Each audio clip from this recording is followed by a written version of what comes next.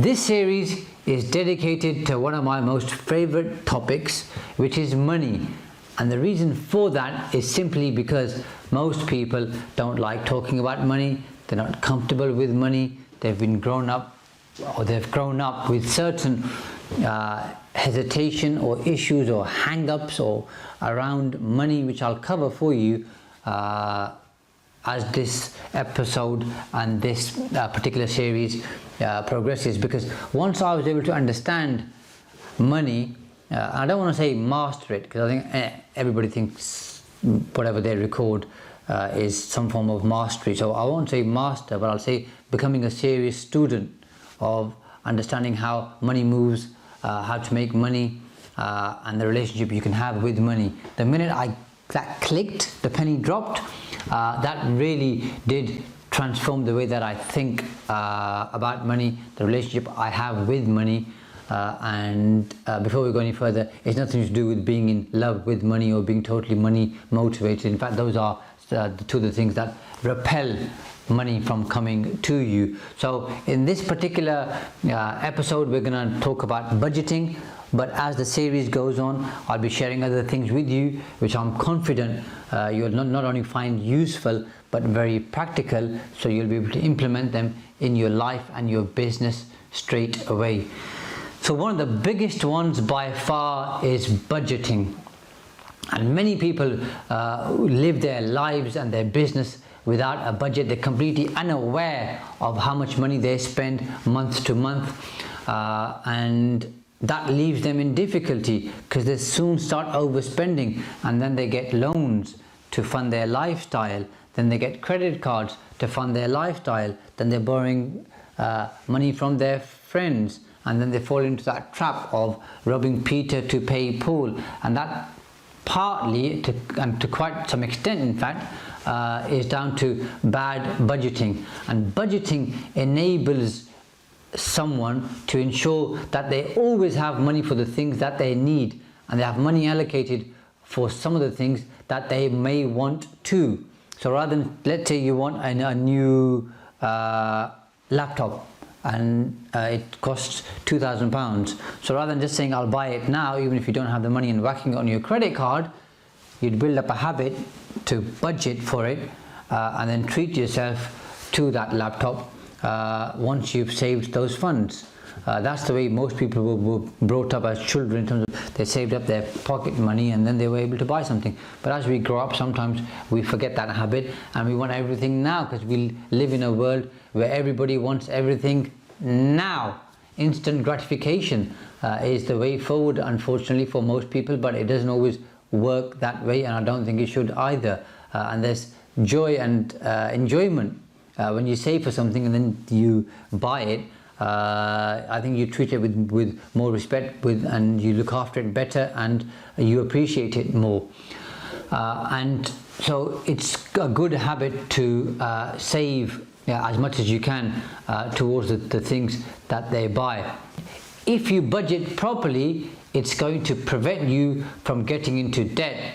And it can also help you to get out of debt, because you can save money and you can repay the debt. And some people are paying extortionate amounts of interest on their debt, because it was debt that they did not intend to accumulate in the first place, because they thought they would pay it back on time, but they haven't, and now they're paying very high rates of interest. And it's all because they wanted something to buy, or they hadn't budgeted properly, so they just whack it on their credit cards or some other form of a loan, and then they regret it later.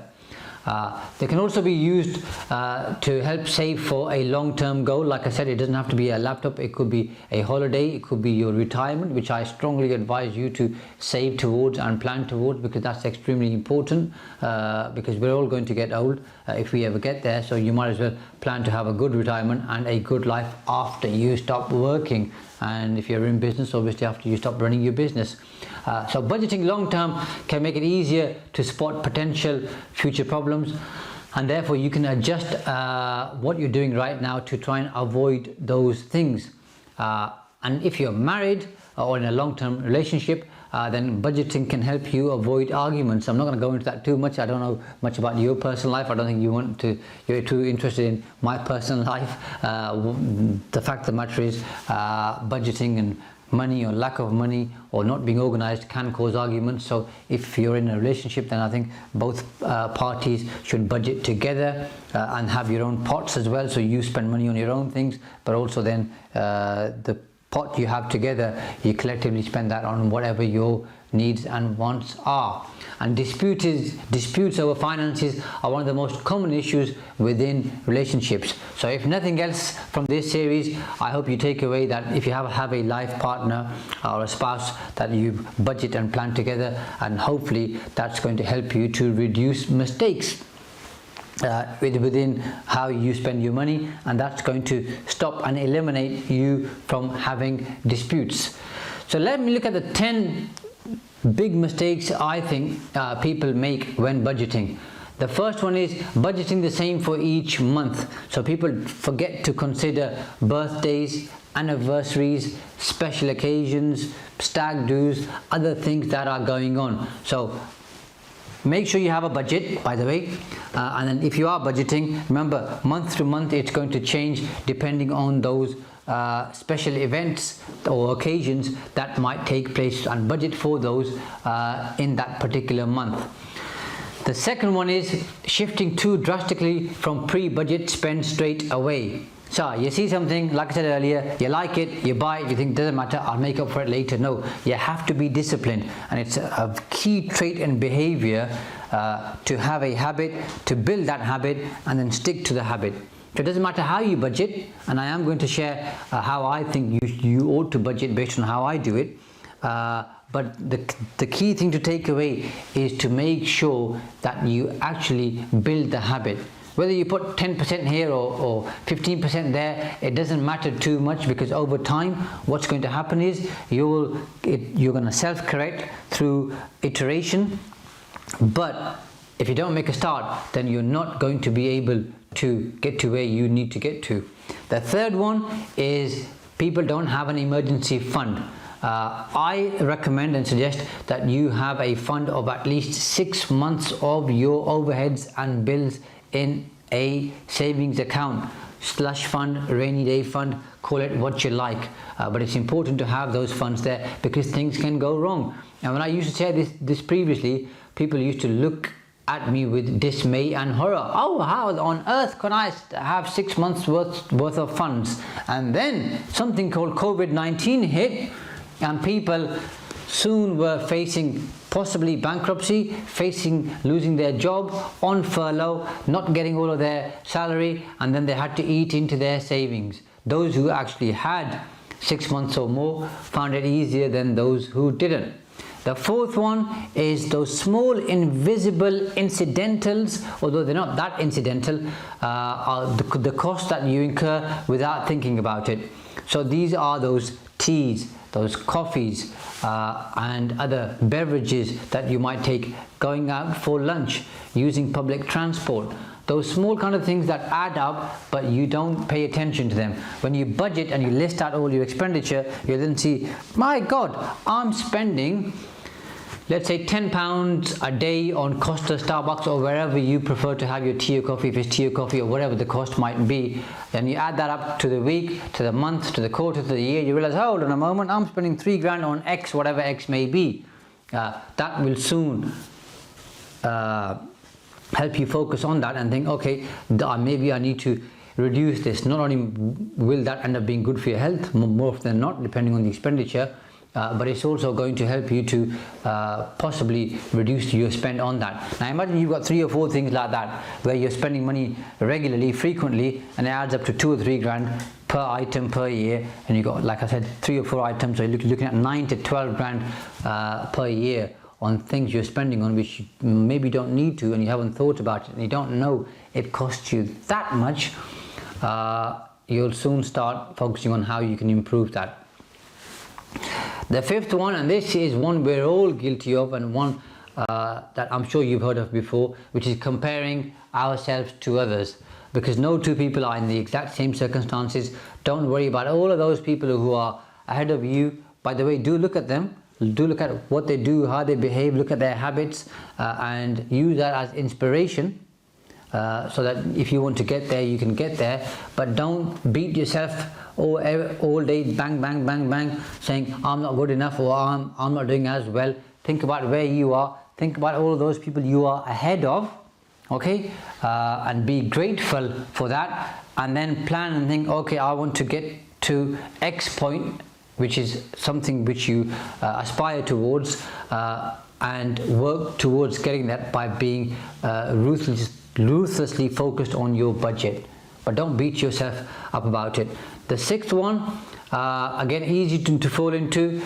People create a budget, let's say on a basic spreadsheet, and they think their life's done now, they've conquered budgeting, they know exactly how it's going to work. They don't update the budget. Well, there's no point having a budget if you don't update it, because budgets change. That's why it's called a budget. So update your budget regularly, review it regularly, and then when you incur new expenditure, add that in, so that you can, for example, if you've taken a new phone, it's costing you £10 extra a month, update your budget for that every single month going forward. But try your best not to move away from the budget. Stick to it as best as you can. And what I do is I have a variance column as well. So column A could be budget, B what I've actually spent, C is the variance, have I gone over or below. Below is good, by the way, but if you go over, there's a problem because you're spending more than you ought to. Number 7, cutting out all the fun things. You're not going to stick to your budget if you cut out all of those fun things that you enjoy. I mean, that could be having a coffee or a cake, a pint or a pie, whatever you like. Don't totally cut it out unless it's obviously for health reasons or other reasons. So keep some of the fun things in there, because if you take all of that out, you're going to be pretty bored with it. You're not going to like your budget. It's going to be hard for you to change your habits, and there's no fun in it. So we don't want to take the fun out of it. We just want you to be able to manage and control the situation better. So leave the fun things in there, but at the end, I'm going to share with you what percentages you could use for those things. So watch until the end. And if you like this video, click like so I know you've liked it. Share a comment. If you have a question, ask a question. I'll happily answer that question for you. If you have any of the comments in terms of the content, how it could be better, how it could be different, what other types of content you want, please let me know, because the more feedback you give me, the better I'll get at taking in the feedback and improving, changing, giving you what you want. The more you'll watch the content, and we'll have a happy and a fruitful relationship, and that's the aim of the game. Number 8, not working together as a household. I covered that earlier in terms of if you have a life partner or a spouse that you cohabit with, budget with them together. Doing it independently causes friction, problems, questions, issues, all the other things which if you have a partner you'll know about. So I won't spend too long on that. Number 9, forgetting to incorporate income tax, national insurance, corporation tax, all that into a budget. And people struggle with that a lot. That usually obviously applies more to people who have their own business as opposed to those who are employed, because obviously they're on PAYE and they get their income after tax. So a nice simple thing to do with that is to have a tax account and a VAT account with your link with your business accounts. So you move the VAT, if you're VAT registered, into the VAT account every week or every month, whichever works for you better. Weekly is better, but even if you do it monthly, it's better than not doing it at all. Same with your corporation tax and your income tax. Move that into your tax account. Do not touch those funds, leave them in there. When it comes to the end of the quarter, pay your VAT, the money's there, you pay it. Same with your corporation tax, your income tax, the money is there, you pay it. Because of what I find is usually people at the end of the year then or the quarter scrounge around trying to find money. They need an overdraft, they're applying for working capital, they're trying to get a loan from somewhere else, they're trying to get their clients to pay them quicker, they start offering discounts. It's all a downward spiral. Don't do that. Budget for your taxes. And number 10, people are busy. So not everybody shops around for the best deal. Now I'm not saying spend 6 hours on the internet trying to save £2, but do shop around, spend depending on the expenditure or the value of the product. If you're buying something for £2,000, spending half an hour on Google, for example, searching for the best price isn't going to kill you. If you're buying something for £10, don't spend half an hour. Okay, because even if you save 50p is not worth your half an hour. So you've got to value your own time. That I'm going to cover on a different episode in this particular series. And in addition to these 10 items, if you're still struggling, speak to a financial advisor or a friend who's financially astute. They'll be able to help you with this. They can even look at your budget, review it. If you're happy to share your personal figures with them, and they can point you in the right direction. There are loads of apps. I'm not going to recommend one particular one to you. Find those apps, use those apps. They work pretty well, and they are well worth having. Now, how I suggest you should distribute your income. Around about 60% of your income will go towards paying your mortgage or your rent, and the average is about 30 to 40% in the UK, which goes towards the mortgage or the rent. That leaves you between 20 to 30% for your other expenditure. So spend 60% of your income on your overheads and your expenditure. 10% must go towards investments. These are capital appreciating assets. Okay, so whether you buy stocks and shares, whether you buy property, whether you invest in something else which ought to go up in value, whether you want to loan money to other people and charge interest, that's totally up to you. I don't do that, by the way, but if you wanted to, you can do. But invest that 10% somewhere where it's going to go up in value, and of course then enable you to earn some income from it as well. That gets you to, let's say, 70%. Another 10% you should budget towards your reserve account or your rainy day or your slush fund, so that when things go wrong, you've got the money there saved up, backed up, and you can use it whenever you like. That gets you to 80%. 5%, a minimum of 5%, by the way, I would say ring fence into a charity account, and then give that money to any charity of your choice. If 5% seems too high to you, start with 1%. I assure you, especially if you're in business, what's going to happen is if you start with 1%, you're soon going to start increasing that number, because there's this concept of the more you give, the more you get. And as you'll see in terms of the funds that you're giving away to a particular community or a particular cause or a particular country or a particular charity, whatever you want to do with it, to do good, the more good you do, the more you'll get back in return. And that then gets you to 90%. And then the final 10%, which is also extremely important, is on your lifelong learning. So this is on your education, reading books, whether it's physical, whether it's on Audible, whether it's going on courses, seminars, webinars, mastermind groups, coaching, all of that stuff, okay, on your personal development, on your learning. Because the more you invest in yourself, okay, the bigger and the better return you're going to get over time. That gets you to 100%. Don't get hung up on those numbers. If your mortgage is higher or your rent is higher, for now, just start tracking it and distributing it. Over time, you'll get better at it. The better you get at it, what you'll find is the more income you'll generate. But if you can keep your overhead, i.e. your rent or your mortgage, below 30%, ideally 20 to 25%, the more money you'll have to do other things. That might seem a long way away for you right now, and you might think, I can't do that right now, Shaz, that's not possible. But make a start on budgeting and putting money into different pots, and over time what you'll find is you'll be able to distribute it into the different pots in a very good manner. And I actually, because I think it's important to give credit, I actually learned this from a book called The Richest Man in Babylon. So if you haven't read that book, read that book. But make a start, don't get hung up on the numbers, and see what your numbers look like. Once you build up the habit, you'll then slowly start moving things around and budgeting and planning in a much better way. Ideally, all of the things I've run you through have separate bank accounts for them, so you can end up with 7 or 8 bank accounts for the different things that you have. But in the end, if you transfer money there and use them for that particular purpose, you'll be more disciplined than most of the people, and you'll be able to attract more money in your life. Don't miss the next episode, because that's going to go into detail on another concept of money. I hope you like this. Please click like, post a comment, let me know if you like the content, let me know what other content you want, and I will try my best to deliver that to you.